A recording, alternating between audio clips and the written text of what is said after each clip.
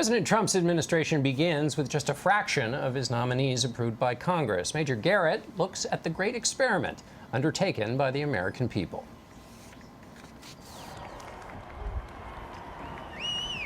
Congratulations, Mr. President. In a moment as historic as it was unexpected, President Donald J. Trump took the oath of office, laying out a broad blueprint of his vision for America. We will face challenges. We will confront hardships, but we will get the job done. For the 45th president, who, according to the latest CBS News poll, brings a record low 32% favorable rating to the Oval Office, that means confronting business as usual in Washington, D.C. We are transferring power from Washington, D.C., and giving it back to you, the people. There were tough words about dark times. The crime and the gangs and the drugs that have stolen too many lives and robbed our country of so much unrealized potential. This American carnage stops right here and stops right now. If his presidency is successful, I think he will redefine the Republican Party. Dan Senor was a close advisor to President George W. Bush and GOP nominee Mitt Romney. You were visibly opposed to Trump. What is your current state of mind? My current state of mind is cautiously optimistic. For him, like many Republicans, watching Mr. Trump's ascent to the White House has been and remains something of a journey. And now we are looking only to the future. In the next year, we could have comprehensive tax reform, health care reform, and you could have a conservative successor sworn into the Supreme Court. Just those three things alone. And as a conservative, you think, wow.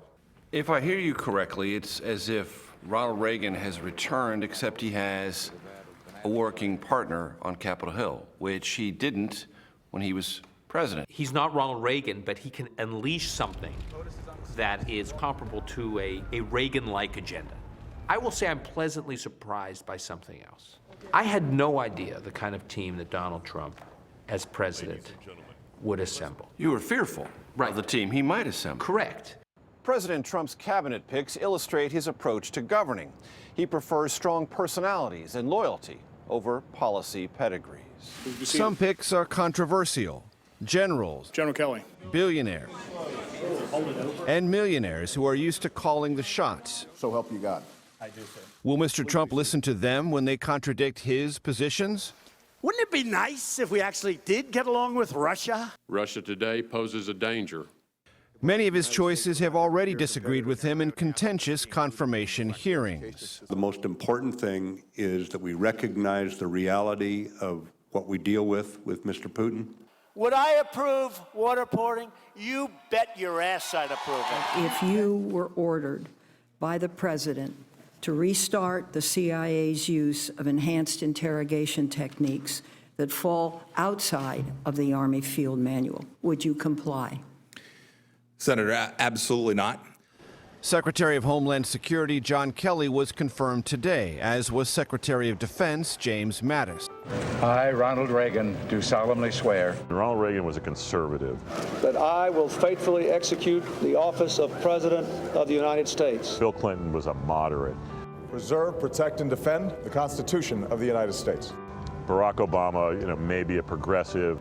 Donald Trump is a Trumpist, and we're going to find out what that means.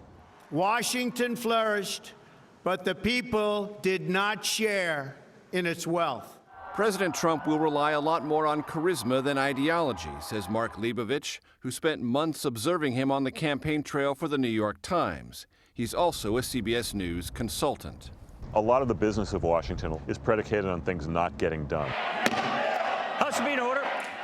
Donald Trump is going to have an abiding faith in his own ability to go into a room and actually force things by will of personality, negotiation, what have you, into just changing into being.